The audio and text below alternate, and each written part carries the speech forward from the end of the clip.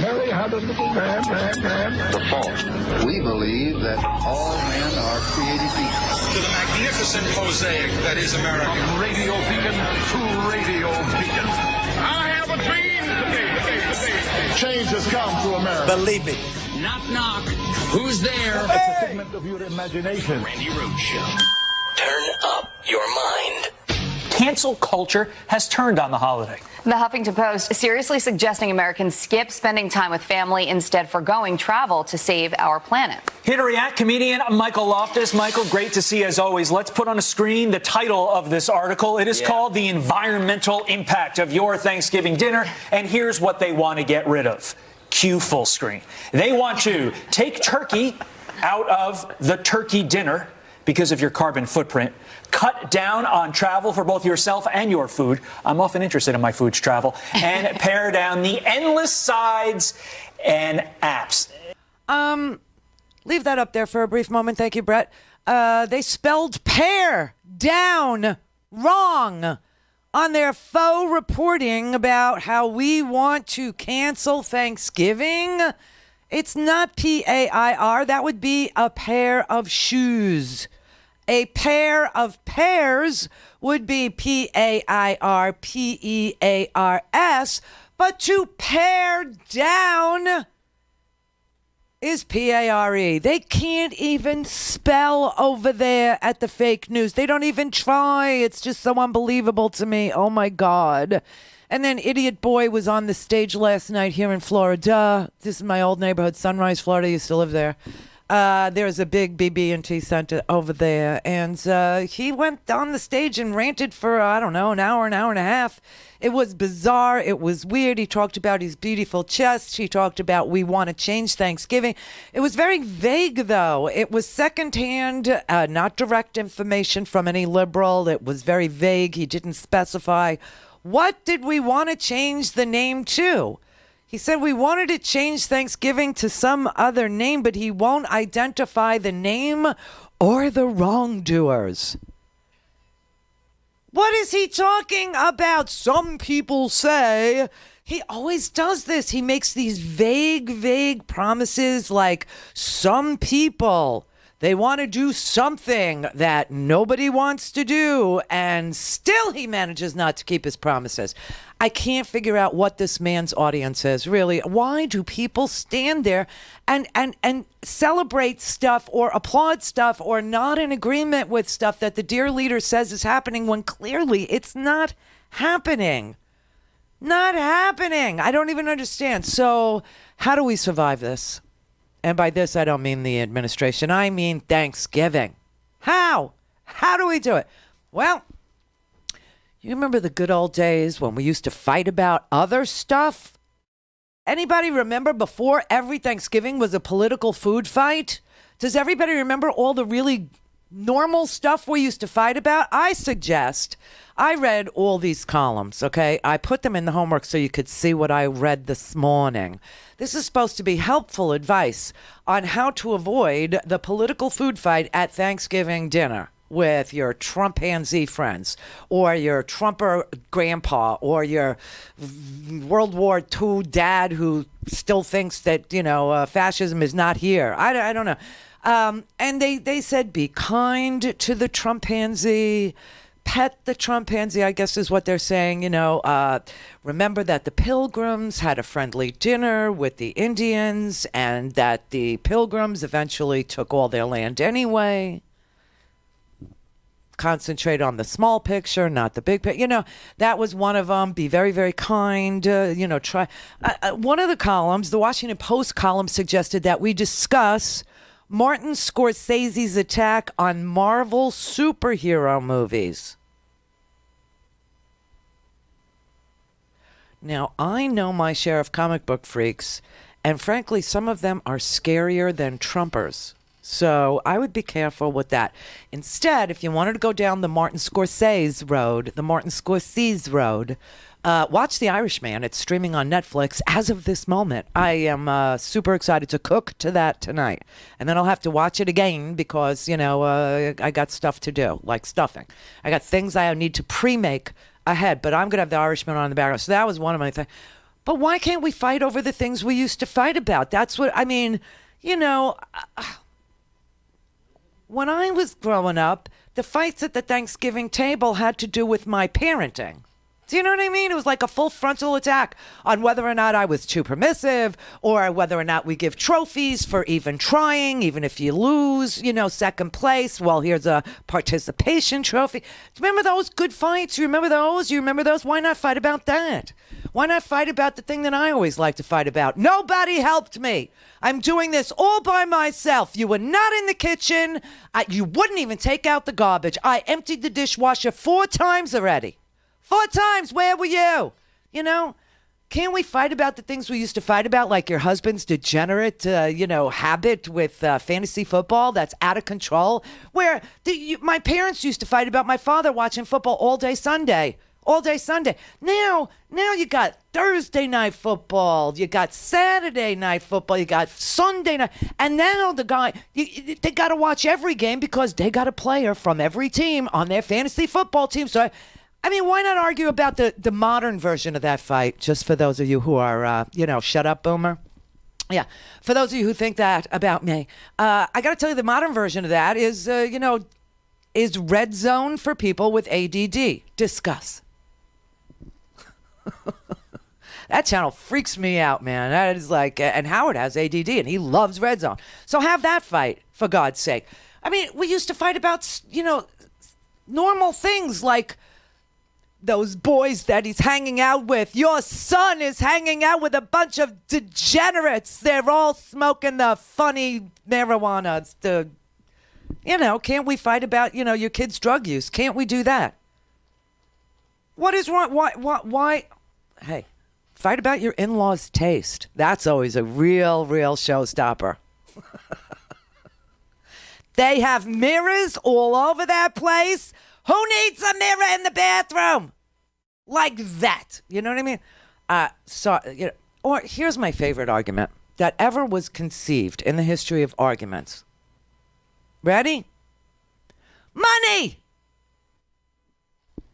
Why do you have to bring him up? Here's my rule. This is what I'm saying. If you're hosting, you're the boss. I always host. I'm the boss. Thanksgiving is my holiday. Everybody comes to me. Everybody who's listened to me over all these many years since the WIOD days in the 90s, you all know Thanksgiving is at my house. And that every recipe that I make is a heart attack on a plate. You all know that every recipe that I have for Thanksgiving begins the same way. Melt a stick of butter, and it's good. So I own Thanksgiving, and I make the rules. If you're hosting, you make the rules. And the rule ought to be, he is Voldemort. No one says his name. Now, I have a family of friendlies. There's no question about it. Everybody around me reads the newspaper. Everybody around me reads books. Seriously, they read. They sit on their sofas and they read books. And they actually, my sister-in-law, book club, both of them, both my sister-in-laws, book club members. They pick books, they read books, they dissect books, they discuss books, they read newspapers every single day. Larry, Howard's brother, reads a newspaper before he even lets the coffee, touch his lip. He's already read 3 newspapers, all right? So I don't have this problem. However, because of what I do for a living, everybody wants to know what I think is gonna happen. Guess what my rule is? Talk about my food. It all starts with a stick of butter, and it's all delicious.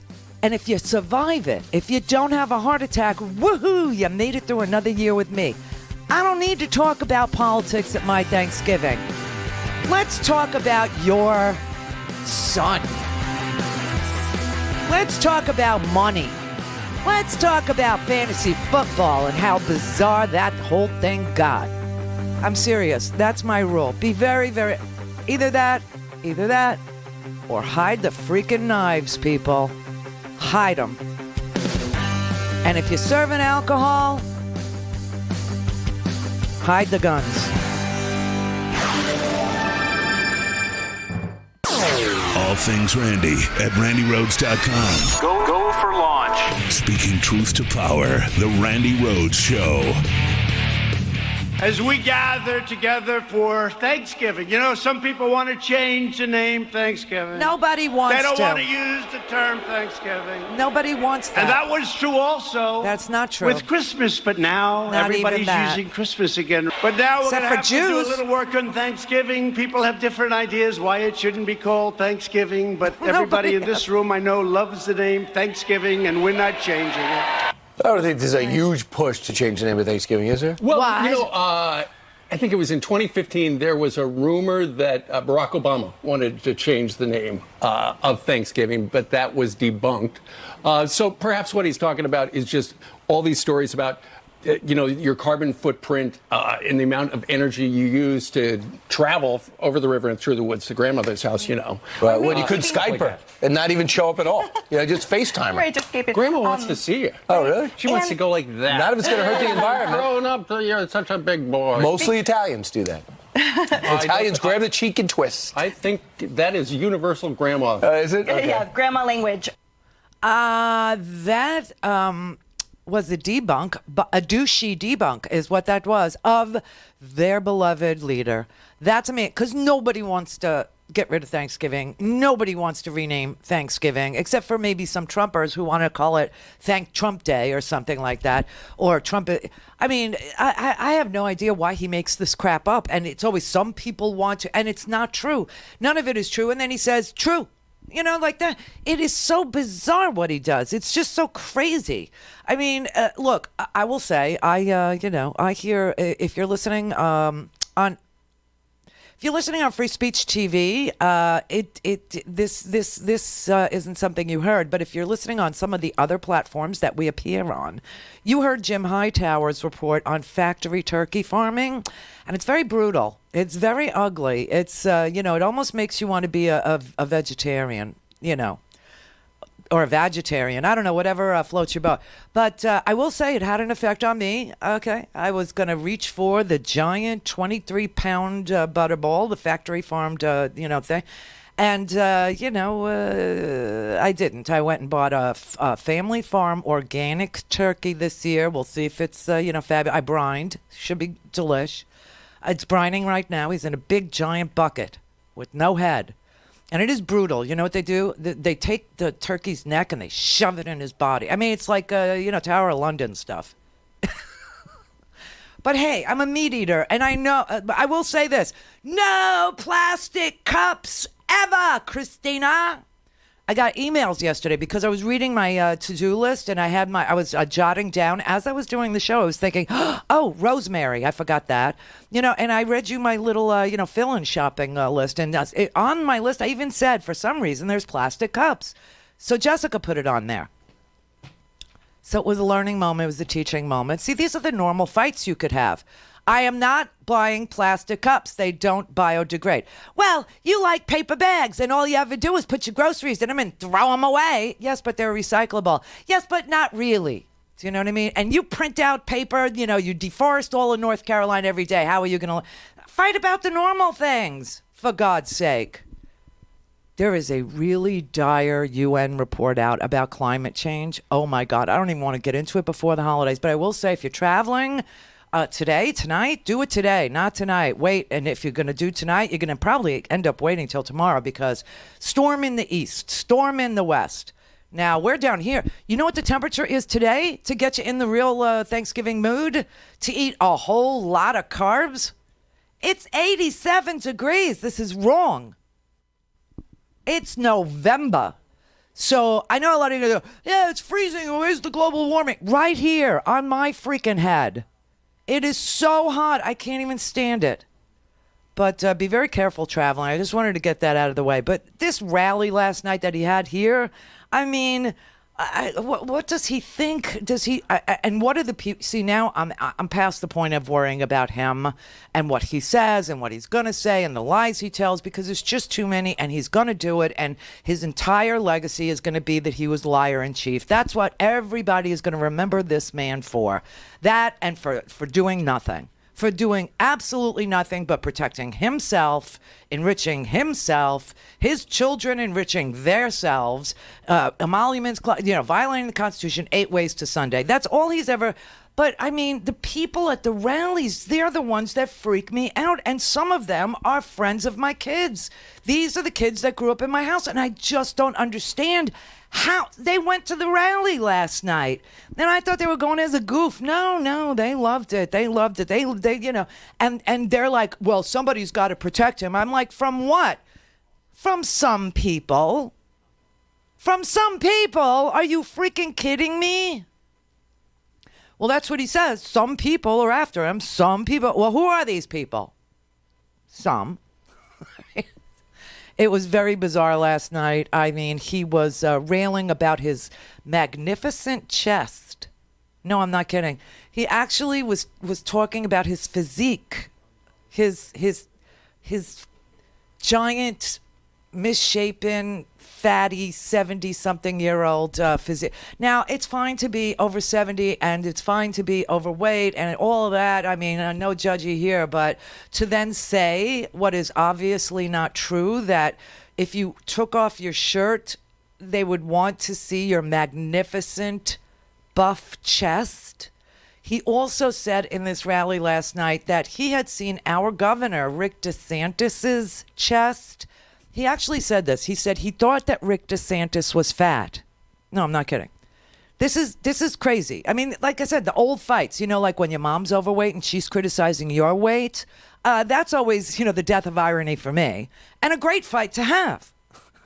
It's just it's expected, it's in bounds, you're kind of ready for it, you know what I mean? But Trump actually said that Rick DeSantis was fat. But that he got a chance to see Rick DeSantis shirtless, and that was not really fat, it was all muscle. And poor Rick DeSantis, I can't believe that Trump could make me feel sorry for Rick DeSantis, who dressed his baby in a Trump onesie in order to become the governor of Florida, and we had to have a recount, which God only knows what happened, right? But by like 0.6%, Rick DeSantis became our governor right after dressing his baby in a onesie, which I thought was, the cruelest the child abuse I'd ever seen. However, he said he saw Rick DeSantis shirtless and it's all muscle. And Rick DeSantis had to tweet out this morning, the president has never seen me shirtless. That did not happen. I don't know why he says these things. I honestly do not know why. But last night he was talking about the time that he went to Walter Reed to begin his physical 2 months before his physical. Which, by the way, let me just explain very briefly why doctors don't start your physical 2 months ahead of your physical. It's because whatever tests they did 2 months ago are now outdated. And they would just have to repeat. But he did this whole thing about that the media said he had had a massive heart attack. Nobody said he had had a massive heart attack. Nobody. He said the doctor wasn't in the car. There's videotape of him and the doctor getting in the car. And then he said he wasn't wearing a tie because he knew when he got to Walter Reed, they would want him to rip off his shirt so they could see his magnificent chest. Connect. To speak to Randi, call 561-270-3844. 561-270-3844. So they brought it down from a massive, unbelievable heart attack. No.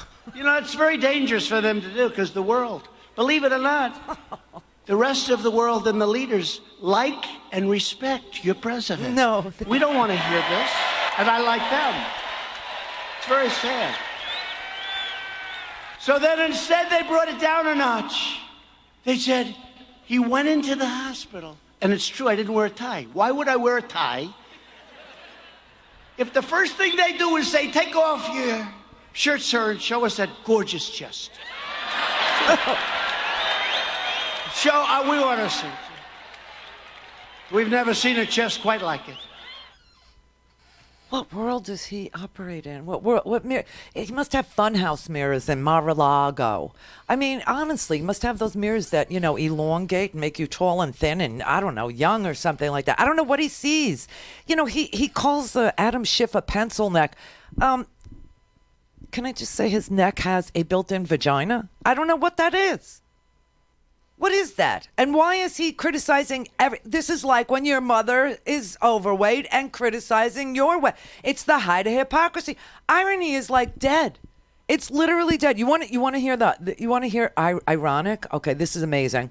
So here in Florida, the Fox News, I don't know what to call them, mic holders, they're certainly not journalists. I mean, Sean Hannity actually said on the TV yesterday to what's his face? He was talking to, and he said, "I know more about your trip to Ukraine than you might want me to reveal." Who? Oh, Devin Nunes, right? So he's sitting there with Devin Nunes. Now, a journalist would know the things that Sean Hannity knows about Devin Nunes' secret trip to Vienna to meet with Lev Parnas and Rudy Giuliani, right? But Sean Hannity doesn't divulge. He knows information, but he won't give information. So they're not exactly journalists, all right? So the mic holder for Fox News went down to a restaurant in my old neighborhood in Sunrise, Florida, to ask why this man used to be a Democrat and now supports Donald Trump. I think his answer will prove to you once and for all that irony is dead. Sir, what's your name and what do you do? My name is Ronnie Joseph, and I run a security company. You run a security company. We were talking. You hire a bunch of vets. We appreciate that for sure. You used to be a Democrat. Now you're a Republican. You support the president. Why that change, and why do you support President Trump? Well, for me, it's really quite simple. It's about family values. It's about being a patriotic American, and it just comes down to being honest and truthful with who you are. That's what I that's what I value. Family values, honesty, integrity, character, and that's everything that President Trump represents. You feel like he's delivered on the promises that he's made? Absolutely. Absolutely, he has. Yes, I love all that infrastructure that's going up. I love the healthcare plan. It's so good. It's much cheaper, and it's it covers pre-existing conditions, and it's just it's the best.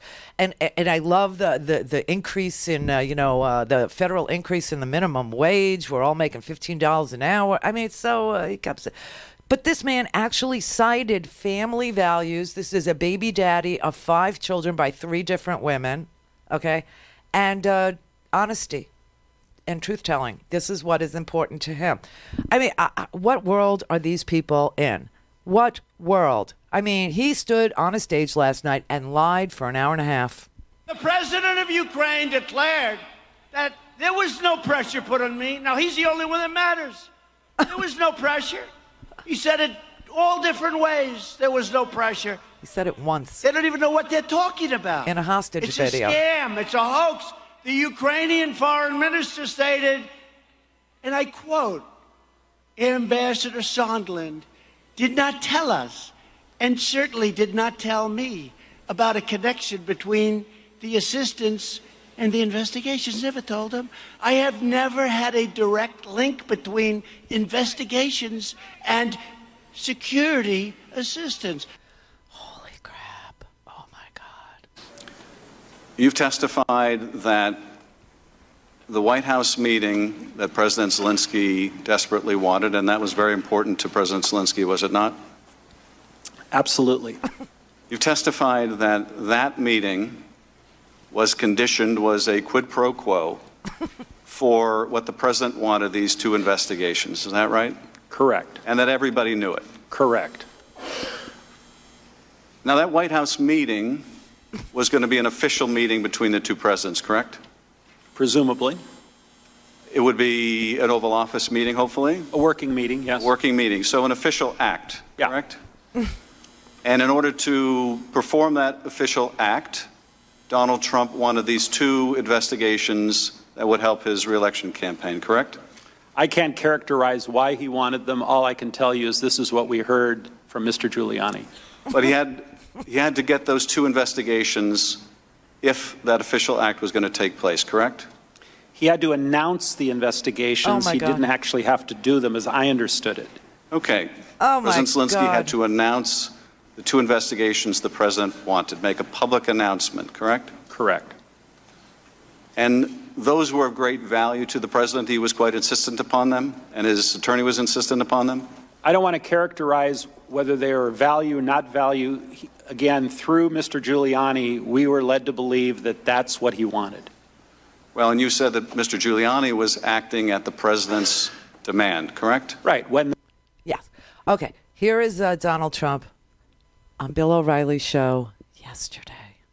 What was Rudy Giuliani doing in Ukraine on your behalf? Well, you have to ask that to Rudy, but Rudy, I don't even know. I know he was going to go to Ukraine, and I think he canceled the trip. But Rudy has other clients other than me. I'm one. So you didn't direct him to go there on your behalf? You didn't. No, but you have to understand, Rudy is a great corruption fighter. He's one of the greatest in the last 50 years. He was the greatest mayor in the history of the city of New York, by far. Much better than Bloomberg. I mean, Bloomberg, when he took it over, the crime was in great shape. I mean, Rudy did a great job as mayor. And, when you think, I mean, he has to look, I mean, he felt personally insulted by what happened during my campaign, because there were a lot of bad things happening, and you know that better than anybody else. A lot of really bad things were happening during my campaign. In a way, it's a miracle that I won, because with all of those horrible things, with the media against, with the dishonesty, the tremendous dishonesty, and then you hear about Google and Facebook and Twitter, everybody against. What? And we won, and really, I guess you could say it was a landslide in the Electoral College. So, and, Rudy Giuliani, big victory. He's your personal lawyer. Giuliani's your personal lawyer. So you didn't direct him to go to Ukraine to do anything or put any heat on him? No, I didn't direct him, but he is a warrior. Here's the perfect call. Good, because I heard you had a prosecutor who was very good and he was shut down. That's really unfair. A lot of people are talking about that, the way they shut your very good prosecutor down, and you had some very bad people. Mr. Giuliani is a highly respected man. He was the mayor of New York City, a great mayor, and I would like him to call you. I will ask him to call you, along with the Attorney General. This is the Randi Rhodes Show. To speak with Randi, dial 561-270-3844. That's 561-270-3844. There was no quid pro quo. There was nothing. Did he also mention to me in the past the corruption related to the DNC server? Absolutely. No question about that. There was no quid pro quo at all. But to be clear, what you just described is a quid pro quo. We do that all the time with foreign policy. There was no quid pro quo, unlike Biden. That's it. And that's why we held up the money. Okay, let's go back to the perfect phone call where the president said there was no quid pro quo and that he also never directed Rudy Giuliani to do anything. Rudy's just a warrior. That's all it is. Now, if Rudy Giuliani said that he was over in Ukraine defending the president, as any good defense lawyer does. But if Rudy is saying that he's acting on his own, if now the whole defense is going to be Rudy went rogue and the president didn't direct, well, there's about 1.5 mountains of evidence and make Mount, St. Helens look silly. That's how big the mountain of evidence is that clearly shows there are emails, there are memos, there are text messages, there are phone calls. The perfect phone call exists, and he released it where he actually shows the quid pro quo. And also, as a side effect, he shows that he's directing Rudy Giuliani because he says it in his own words. I will ask him to call you. Mr. Giuliani is a highly respected man. He was the mayor of New York City, a great mayor, and I would like him to call you. I will ask him to call you along with Attorney General.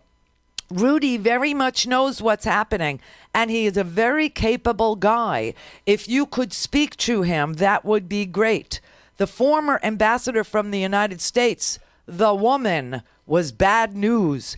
and the people she was dealing with in the Ukraine were bad news. So I just want to let you know that. The other thing,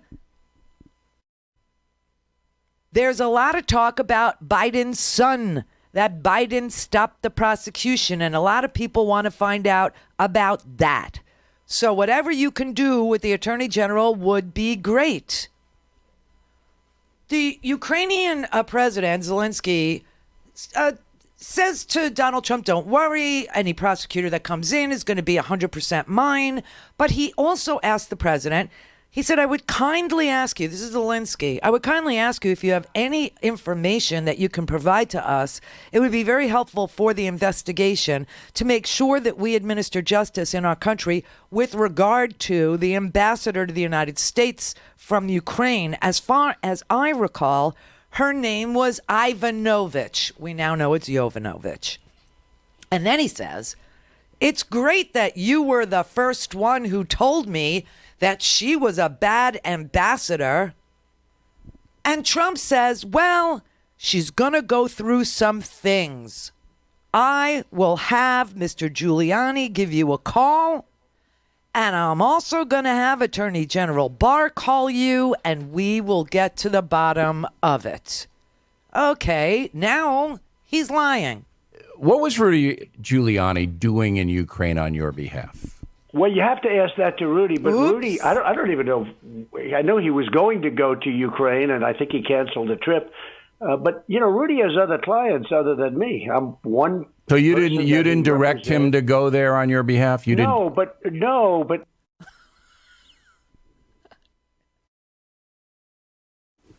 These emails show that the leadership of the State Department, the National Security Council, and the White House were all informed about the Ukraine efforts from May 23rd, 2019 until the security aid was released on September 11th, 2019. I will quote from some of those messages with you shortly. Fourth, as I testified previously, Mr. Giuliani's requests were a quid pro quo for arranging a White House visit for President Zelensky. Mr. Giuliani demanded that Ukraine make a public statement announcing the investigations of the 2016 election, DNC server, and Burisma. Mr. Giuliani was expressing the desires of the President of the United States, and we knew these investigations were important to the President. Oops. Here's the perfect call. This is our president. He says, well, thank you very much, and I appreciate that. I will tell Rudy and Attorney General Barr to call. Thank you. Whenever you would like to come to the White House, feel free to call. Give us a date and we'll work that out. I look forward to seeing you. He said, I'm looking forward to our meeting, Zelensky said. I would also like to invite you to visit Ukraine and come to the city of Kiev, which is a beautiful city. We can either take my plane and go to Ukraine, or we could take your plane, which is probably much better. And he says, okay, we can work that out. I look forward to seeing you, maybe in Poland. Thank you very much, Mr. President. Yeah, I'm going to have Rudy call you. He didn't direct Rudy to do anything. He didn't direct Rudy to do anything. Okay, all right. So let me make a few key points. First, Secretary Perry, Ambassador Volker, and I worked with Mr. Rudy Giuliani on Ukraine matters at the express direction of the President of the United States. Oh! We did not want to work with Mr. Giuliani. Oh, my God. Simply put, we were playing the hand we were dealt.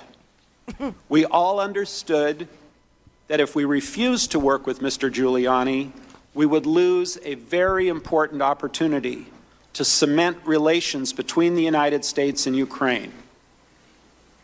So we followed the president's orders. Oh, my. We followed the president's orders. In hindsight, if you had to do the phone call with the Ukraine president again, would you mention Joe Biden?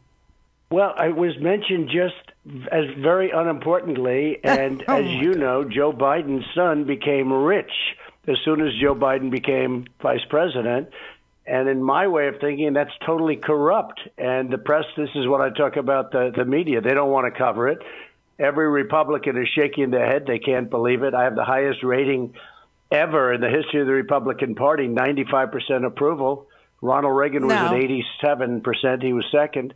They see what I'm saying. Joe Biden it's criminal what they've done, and frankly, that they get away with it is amazing. The son who didn't have a job, who got thrown out of the Navy, who was really down and out, all of a sudden is making millions and millions and millions of dollars working with Ukraine, had no knowledge of energy. He was working with an energy company, as you know, has no knowledge of energy, and they were paying him, I guess many people say $168,000 a month. It varies, but we know it's very high, millions of dollars. Then he goes to China, picks up $1.5 billion for a fund, which is tens of millions of dollars a year in fees and other things. And now other countries are coming to light. It's a payoff. It's absolutely a payoff. Except none of that happened. It's like some people want to rename Thanksgiving, and he's got a magnificent chest is what it is. And he did not direct Rudy to do anything. Rudy has other clients. Rudy's just a warrior. That's all it is. Well, if Rudy wasn't acting at the behest of his client, Donald Trump, when Rudy was smearing, defaming, and removing Marie Yovanovitch, if Rudy Giuliani wasn't acting at the behest of his client, the President of the United States, guess what there isn't? Attorney-client privilege. Isn't that special? Isn't that something? Now, Donald Trump always claims he doesn't know people who are doing really bad things at his direction, okay? Michael Cohen, you have to ask Michael Cohen. Sondland, who is a mega donor, $1 million giver after the election, and bought an ambassadorship to the EU where Ukraine is not part of the portfolio.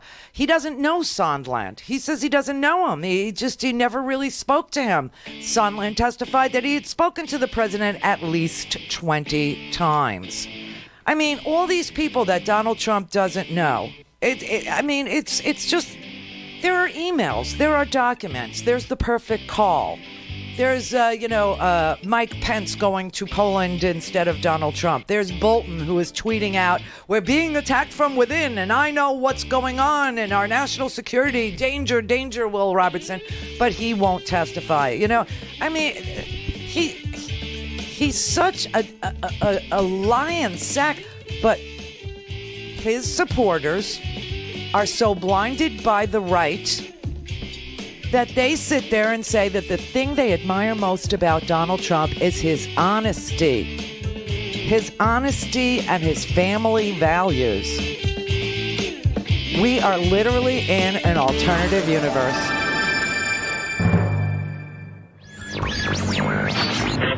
Mary had a little lamb. The fault. We believe that all men are created equal. To the magnificent mosaic that is America. From radio beacon to radio beacon. I have a dream today. Change has come to America. Believe me. Knock, knock. Who's there? It's a figment of your imagination. Randi Rhodes Show. Turn up your mind. I'm not spinning a damn thing. Okay. I'm telling you the truth. You don't know what you're talking about. You don't have any idea what you're talking about. You just said. Did you ask the Ukraine to investigate Joe Biden? No. So the president did bring up Joe Biden on the call. Maybe he didn't bring it up. The only thing I ask about Joe Biden is to get to the bottom of how it was that Lutsenko, who was appointed, dismissed the case against Antak. So you did ask Ukraine to look into Joe Biden? Of course I did. You just said you didn't. Okay, hold on. Shut up, moron. Shut up. Okay, hold on. Shut up. You don't know what you're talking about. Chris, you don't know what you're talking about, idiot. The State Department asked me. You just said it. No, I didn't. You did, you liar. You did. Excuse me, you're interrupting my reading of this book. Nothing. Wait! The Inspector General. No, I got it. He says he didn't know his son was under investigation. That's absurd. That he never talked to his son about his son's foreign business? Do you believe that? Don't you think I can prove that he did?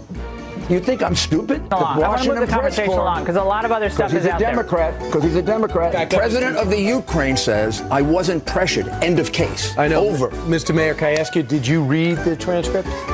Let's say it was read to me. Did he ask you to do what you were doing? No, I did what I did on my own, and then I told him about it afterwards. Now, the Washington Post this morning talks about how you were behind a lot of the stuff. It's important for people to get it. You cover it in a complicated way. But it's important that people understand this because when they hear stuff, then they can say, oh, I heard that spin and it's wrong. Well, Rudy. And the Washington Post will say, oh, Trump said something wrong in a conversation with someone. Oh, my God, that's a crime. You just admitted it. Ridiculous allegation. You just admitted it. Ridiculous allegation. Rudy, of course. You just admitted that you did I it. should. Oh, no. I told the president of the Ukraine that we're going to fight corruption. One time Bill Clinton asked me, what's this guy Romney like? You know what I told him? He's our Al Gore. All right, Rudy, hold that thought. Don't you realize this is a complete sham? Get it out. I am the hell you're not. But that's okay. Insulting you. Chris, that's okay. I'm institutionally insulting you because your coverage is horrendous. I actually think they should all congratulate me. Because if it weren't for me, nobody would have uncovered and faced massive corruption by the Vice President of the United States. In fact, I'm a legitimate whistleblower. So let me make a few key points. Please. First, Secretary Perry, Ambassador Volker, and I worked with Mr. Rudy Giuliani on Ukraine matters at the express direction of the President of the United States. We did not want to work with Mr. Giuliani. Simply put, we were playing the hand we were dealt. We all understood that if we refused to work with Mr. Giuliani, we would lose a very important opportunity to cement relations between the United States and Ukraine. So we followed the president's orders. Whoops. How about another witness? How about Fiona Hill, the Russia expert? How about her? I was actually, to be honest, angry with him. And, I hate to say it, but often when women show anger, it's not fully appreciated. It's often, pushed onto emotional issues, perhaps, or deflected onto other people. And what I was angry about was that he wasn't coordinating with us. Now, I actually realised, having listened to his deposition, that he was absolutely right. That he wasn't coordinating with us because we weren't doing the same thing that he was doing. So I was upset with him that he wasn't fully telling us about all of the meetings that he was having. And he said to me, but I'm briefing the president. I'm briefing Chief of Staff Mulvaney. I'm briefing Secretary Pompeo, and I've talked to Ambassador Bolton. Who else do I have to deal with? And the point is we have a robust interagency process that deals with Ukraine. It includes Mr. Holmes. It includes Ambassador Taylor as the chargé in Ukraine. It includes a whole load of other people. But it struck me yesterday when you put up on the screen Ambassador Sondland's emails and who was on these emails, and he said, these are the people who need to know, that he was absolutely right. Because he was being involved in a domestic political errand. And we were being involved in national security foreign policy, and those two things had just diverged. So he was correct, and I had not put my finger on that at the moment. But I was irritated with him and angry with him that he wasn't fully coordinating. And I did say to him, Ambassador Sondland, Gordon, I think this is all going to blow up. And here we are. Whoops. So there are emails, there are documents that connect to the president, to Mike Pompeo, to Mick Mulvaney. We're finding out now 2 OMB, one was a lawyer at OMB, resigned. 2 OMB, career officials gave up their jobs because they could not understand how the president was not breaking the Impoundment Act law by holding up the aid. And of course, the Republicans will sit there and tell you, well, they did release the aid, so no harm, no foul. But of course, they only released the aid after they got caught. Now, what we're finding out today is a new detail in the timeline. Here's what you need to understand. August 12th is when the whistleblower made the complaint, okay? The phone call on July 25th, let's go back there. July 25th, on that phone call, we have the president saying he's going to direct Rudy Giuliani and Bill Barr to call Zelensky to let Zelensky know that he must make an announcement. He said he wanted Zelensky in a box, a public box. And Zelensky had to announce, not actually do an investigation because it would produce nothing against Hunter Biden. He didn't care if the investigation ever got done. He only wanted the announcement because it would benefit him politically if Joe Biden's son was under investigation. And he also was not giving the White House meeting, which is an official act as well. All right, so we know that. Now we know on July 25th, that is the same day of the perfect phone call. That is the same day Donald Trump calls OMB and tells them, hold up the Ukraine aid. I don't want it going over there. Now, he was on the phone with Zelensky. He never, ever mentions corruption. He never mentions doing anything. He doesn't mention that isn't it great news that the Department of Defense has certified you, having met all of the benchmarks for anti-corruption efforts that we laid out for you. Isn't that good news? No, he doesn't bring up any of this. And, of course, he has no problem with Putin's corrupt Russia. He has no problem with the Saudis and their human rights abuses and their corrupt, oligarchy, their corrupt regime, their corrupt kingdom. Okay, he has no problem with them. He has no problem with Viktor Orban in Hungary, who's corrupt also. He has no problem with any other corrupt country. North Korea is just fine. He loves Kim Jong-un. So you get the picture here. So July 25th is the day that he orders that the aid be held up. After he says to Zelensky, I'm going to have Rudy call you, and Rudy's going to explain everything you need to do. We now know that on August, that same day, that is the day that Vindman, who was listening on the perfect call, goes to the inspector general, goes to the lawyer at the National Security Council, Mr. Eisenberg, and makes a formal complaint that the president is engaging in political activity with a foreign leader for his own benefit, and that this all stinks, okay, and something's really wrong. By August 12th, which is 2 weeks later, the inspector general says that that he's received a whistleblower complaint. 6 individuals unknown to us before this testimony had come to him as well. Fiona Hill now says she was one of them. Vindman, we know, was one of them. Went to the lawyer, Mr. Eisenberg, made a complaint, and went to a whistleblower and asked the whistleblower to file a whistleblower complaint on their behalf together.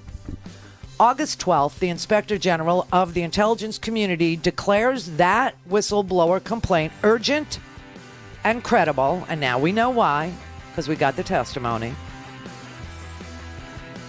And the White House is briefed that there is an urgent and credible whistleblower complaint. Okay, why doesn't it then go to Congress as is required by law? Because the White House counsel and our Attorney General interfere with the duty of Joe Maguire to deliver it to Congress. All things Randi at RandiRhodes.com. Go for launch. Speaking truth to power, the Randi Rhodes Show. A developing story from Washington this morning where a promise that President Trump made to a foreign leader is reportedly the subject of a whistleblower complaint. That's according to the Washington Post. It's unclear what the promise was, and the foreign leader has not been revealed, but the complaint has been deemed credible and urgent by the Inspector General for the intelligence community. Despite the concern, the Director of National Intelligence has refused to turn over the complaint to the House Intelligence Committee, which Democrats say violates the law. The director is set to testify before the committee next week. And he did. Remember that? Do you remember that was like the first testimony that we got? It wasn't under the impeachment inquiry banner. It was just Joe Maguire checking in and answering questions about being the DNI. And what his testimony was that he had been DNI for all of 2 or 3 days when the whistleblower complaint landed on his desk. And he didn't know what to do. So what did he do? He testified that he went to the White House and he told Pat Cipollone or the White House counsel, not Don McGahn because he's already gone, the new one, Cipollone, that there was this urgent and credible whistleblower complaint that was handed to him by the Inspector General of the intelligence community. And at that point, Attorney General William Barr And the White House counsel said, do not give that to Congress, even though that is exactly what the law required of him. He feigned complete and utter ignorance. He did not know that that was what the law required. And so he went to the White House. And then after his testimony, where he clearly said that he had gone to the White House instead of to Congress, which is what the law directs him to do, and that he had gone to Cipollone and that he had gone to Bill Barr, who decided to kill it and not comply with the law and send it off to Congress, that Nancy Pelosi said, I think Bill Barr's gone rogue. And I feel really bad for Joe Maguire because he had a good reputation, but he just ruined it. He just freaking ruined it because poor man broke the law. Let me ask you about the Attorney General. He's gone rogue. Mika and I have had an ongoing debate for years. I've always said the institutions are strong. They will hold. We will be fine. She's been far more concerned. But this Attorney General now has me questioning. Yeah. How do the institutions hold if the Attorney General's gone rogue? If there is somebody in the White House this morning watching, and they are watching, and they understand that they violated an executive order and misclassified information for political purposes and could be facing legal penalties, where do they go when the Attorney General himself was mentioned in the whistleblower complaint at the top and buried it? Where do they go? Well, I think where they're going is a cover-up of the cover-up.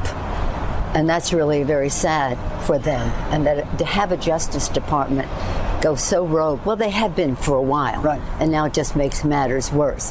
That the Attorney General was mentioned, that the President was mentioned, and yet the Justice Department directed the Director of National Intelligence to take this to the White House. Which he said yesterday was unprecedented. Unprecedented. Yeah. And he's a person of great reputation. I felt sorry for him because here he is having to I don't know what. I mean, right. I think that what he did broke the law. The law is very clear. When this information comes, it's deemed credible and of urgent concern by the Inspector General. Right.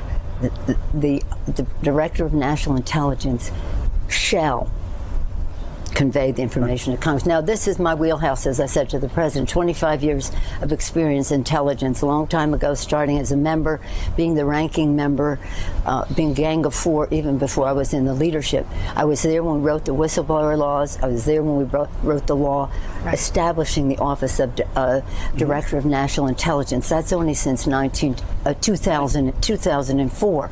So I think she's very familiar with the whistleblower law for the intelligence community and what the job of the DNI is. Since in 2004, we created the DNI. You know, George Bush and all the Republican small government people, yeah, they created all these new agencies. And one of them that they created was the DNI. And this man, Joe Maguire, broke the law. He broke the law because the law required that he give this whistleblower complaint to Congress. So what we now know is the whistleblower complaint was deemed credible and urgent on August 12th.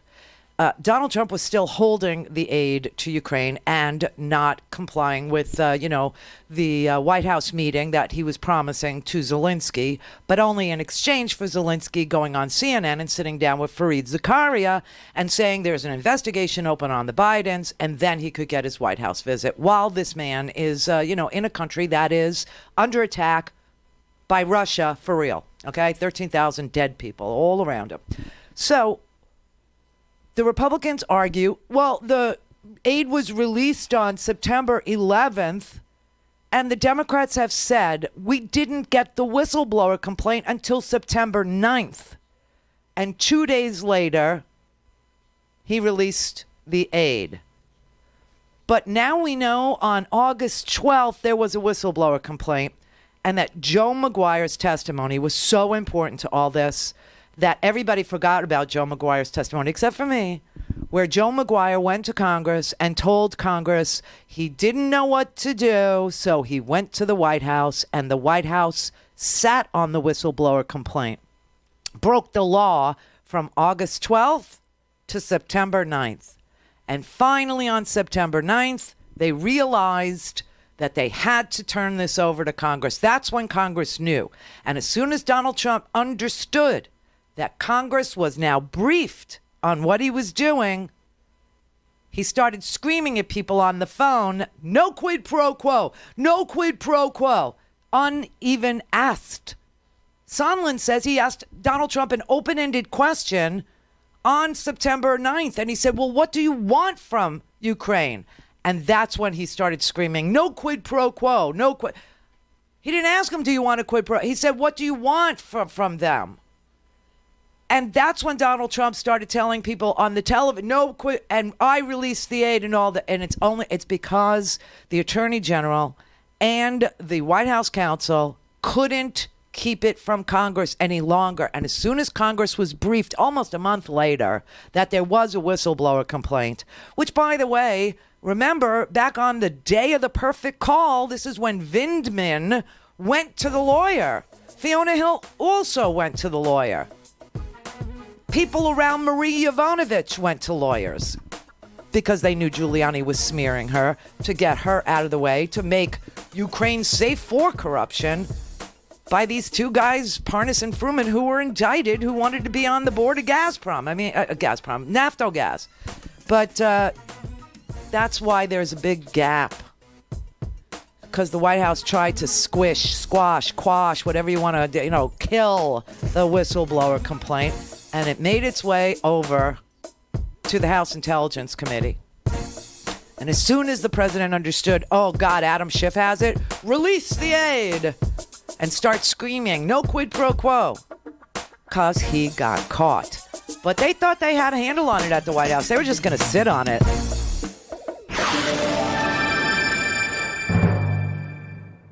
Clear. Call in, connect. To speak to Randi, call 561-270-3844. 561-270-3844. All right, this is a little detail that it's an important testimony that most of the mainstream media is leaving out when they do their timelines, which is, shocking to me because between August 12th, when the Inspector General for the intelligence community deemed the whistleblower's complaint, as told to him by 6 people who have now testified, that the president was involved in something for his political benefit in exchange for an official act, which is bribery. Joe McGuire was the first person to testify, and he was testifying just as, a matter of, normal business. But Adam Schiff thought to ask him about what happened to that whistleblower complaint that he received on August 12th and why Congress did not get it until September 9th. And so the first place you went for advice as to whether you should provide the complaint as the statute requires to Congress was the White House. I am not authorized, as the Director of National Intelligence, to provide executive privileged information. I think it is prudent, as a member of the executive branch, to check to ensure that, in fact, it does not. I'm just asking about the sequencing here. Did you first go to the White House to determine whether you should provide a complaint to Congress? No, sir. That was not the question. The question was whether or not it has executive privilege, not whether or not I should send it on to Congress. Okay. Is the first party you went to outside of your office to seek advice, counsel, direction, the White House? I have consulted with the White House counsel, and eventually we also consulted with the Department of Justice Office of Legal Counsel. And my question is, did you go to the White House first? I went to the Office of Legal Counsel for advice. Yes, sir. I'm asking which you went to first. Did you go to the Department of Justice Office of Legal Counsel first, or did you go to the White House first? I went to the office, my team, my office, went to the Office of Legal Counsel first to receive whether or not the matter in the letter and in the complaint might meet the executive privilege. They viewed it and said, we've determined that it appears to be executive privilege. And until executive privilege is determined and cleared, I did not have the authority to be able to send that forward to the committee. I worked with the Office of Legal Counsel for the past several weeks to get resolution on this. It's a very deliberate process. Well, Director, I'm still trying to understand the chronology. So you first went to the Office of Legal Counsel, and then you went to White House counsel? We went, excuse me, and then to the, repeat that, please, sir. I'm just trying to understand the chronology. You first went to the Office of Legal Counsel, and then you went to the White House counsel? No, sir. No, sir. No, we went to the White House first to determine, to ask the question. Okay, that's all I wanted to know was chronology. So you went to the... So he went to the White House. He went to the White House counsel. He's lying about it, the sequencing of this, because he knows he broke the law. Joe McGuire, this poor schmuck who has been, the DNI, when this all happened, all of 2-3 days, decides that he isn't going to comply with the law that he is sworn to uphold with regard to his position as the Director of National Intelligence. And what the law clearly says, as Nancy Pelosi wrote it, she would know, and so would the White House counsel, and so would the Office of Legal Counsel, and so would the Attorney General know, that if the Inspector General of the intelligence community finds a whistleblower complaint urgent and credible, it must be delivered to Congress forthwith. Shall be delivered to Congress. And instead, this man went to the White House first. He went to Pat Cipollone. And he said, oh, my God, you can't, the president is invoking Attorney General Barr in this. The president is invoking Rudy Giuliani in this. The president is invoking, people that are doing, political things for him in exchange for an official act. My God, this is evidence of bribery. No, we're not releasing this to Congress. And this went on and on and on until Congress finally got the whistleblower complaint. That was on September 9th, and 2 days later, the aid was released. But on September 9th, the president starts screaming and yelling at people, unasked. I don't want to quid pro quo. I don't want to quid. This is such an obvious bribe. This is such an obvious, so many people broke the law. So many of them did. Everybody in the White House knew. This is what the testimony clearly shows. It also shows that there are emails and that there are text messages and that there is testimony under oath by all different people from all different points of view who all tell the same story about the president using his official office in order to enrich himself politically, shake down, extort, bribe an ally of ours who are in the middle of a real shooting war. It's disgusting. Now, if you think you can explain that over Thanksgiving dinner to a Trump, listen, you're better than I am, because there's no way. And that's what I'm saying. Fight over money. Fight over money. Okay? Asani in Michigan. Hi, Randy. Hey. How was Senegal? How are you? How was your trip? Hey, it was nice. It was very nice. I saw pictures. Time. I saw your kids. They're gorgeous. That's right. Hey, this is the first time that I'm watching you on this pitch thing. I mean, this is beautiful. This is nice. Everybody should try it. Yeah. And you can notice a lot of stuff. And guess what? Then you're doing big things. And do you know how you know that? You on TV right now, Bill O'Reilly is on the radio. Real talk. You're doing big things, And another thing also, I've been watching Nancy Pelosi, whatever, talking with Joe, whatever, and you can see her hands are bigger than Donald Trump's hand. I swear, I've seen it with my own eyes, Yeah. Her hands are big, Okay, and there is something I want to ask you very quick. I hear you all the time saying that, the chat room, they don't say nothing. Our chat room on Facebook, we talk about subject, we talk about the things you're talking about. Sometimes you should check that out sometime. We have I've told them a million times, I know. but there's some other people there. Except the Fridays when they start talking about alcohol, everything goes, I know. And another thing is, I wanted to tell you is like this. After these Mueller report things, I was in Africa when the thing came out. Yeah. And I was really watching it, thinking that something will happen. Nothing happened. Right. We the people, You know, I was thinking that American people will just hit the street, people will make noise, I mean, not violence, you know.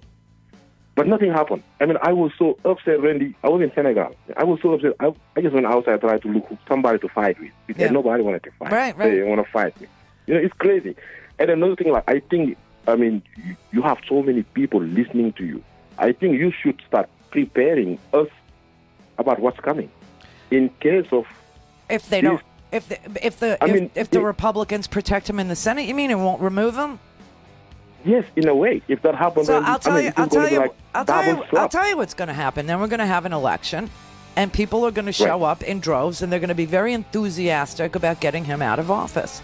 I mean, no matter what happens, and the Republicans can kiss their party goodbye. Clear. This is the Randi Rhodes Show. To speak with Randi, dial 561-270-3844. That's 561-270-3844. You went to the White House first. So you went to the subject of the complaint for advice first about whether you should provide the complaint to Congress. There were issues within this. Couple of things. One, it did appear that it has executive privilege. If it does have executive privilege, it is the White House that determines that. I cannot determine that as the Director of National Intelligence. But in this case, the White House, the president is the subject of the complaint. He's the subject of the wrongdoing. Were you aware when you went to the White House for advice about whether evidence of wrongdoing by the White House should be provided to the Congress, were you aware that the White House counsel has taken the unprecedented position that the privilege applies to communications involving the president, when he was president, involving the president when he wasn't president, involving people who never served in the administration, involving people who never served in the administration, even when they're not even talking to the president?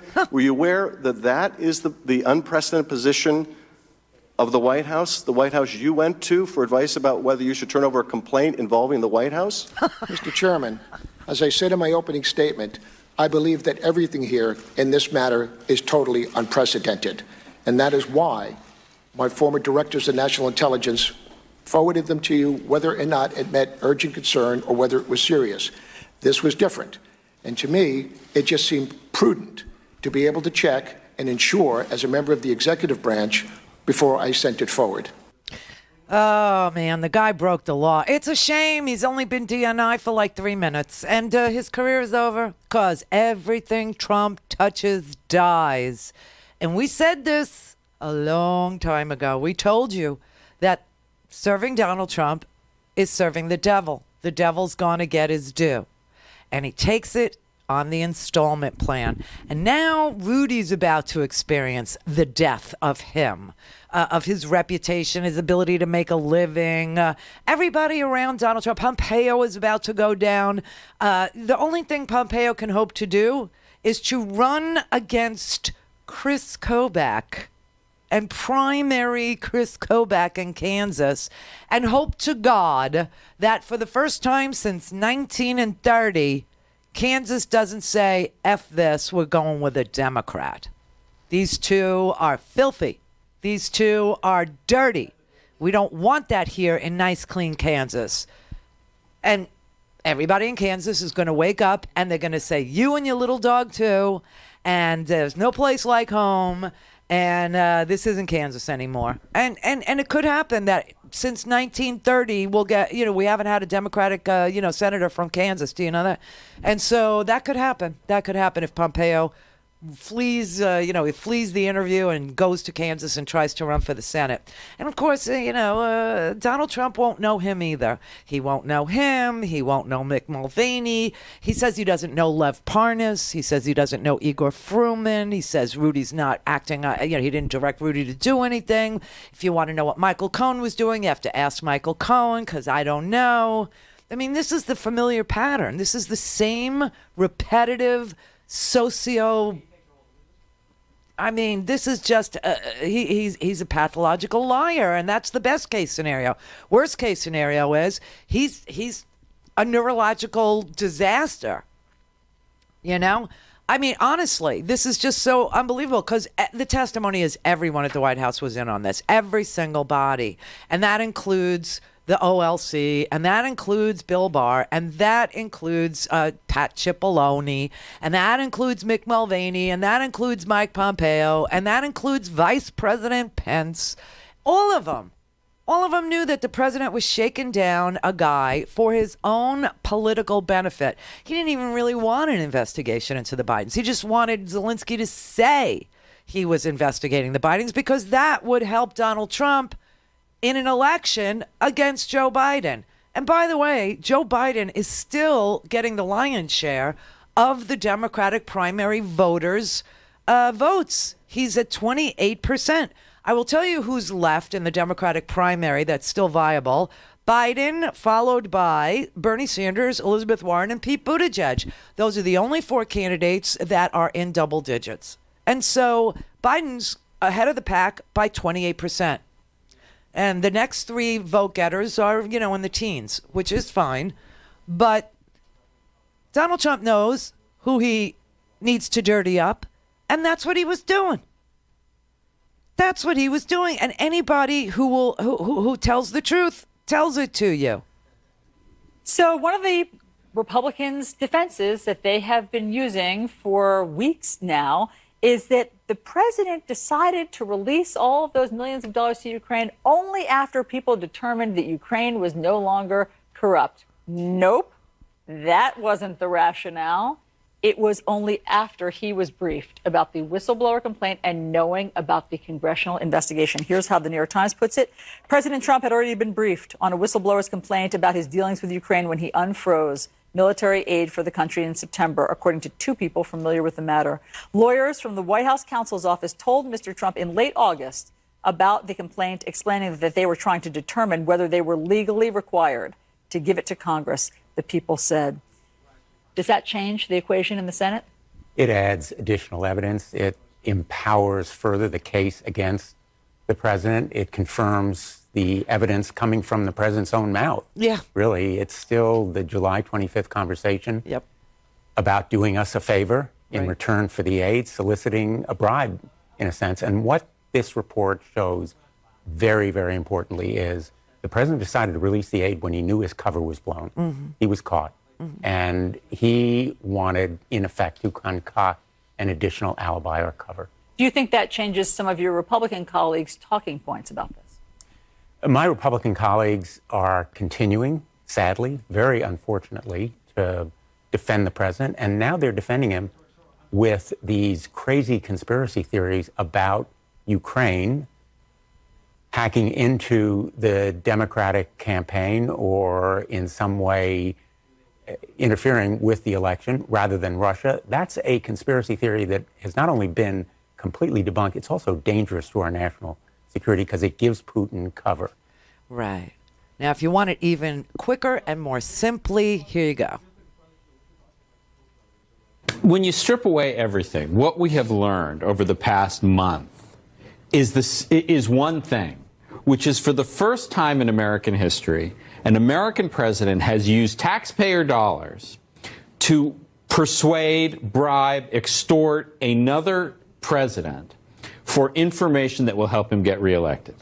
That was the initial accusation, and that's what's been proven over and over again with all these witnesses. That's it in a nutshell. For the first time in American history, an American president extorted, bribed a president of another country, an ally, who was in the middle of a hot war, in order to get political dirt on his opponent. That is the entire story. Now, like I said, you got to prove your case, and that is what we've done.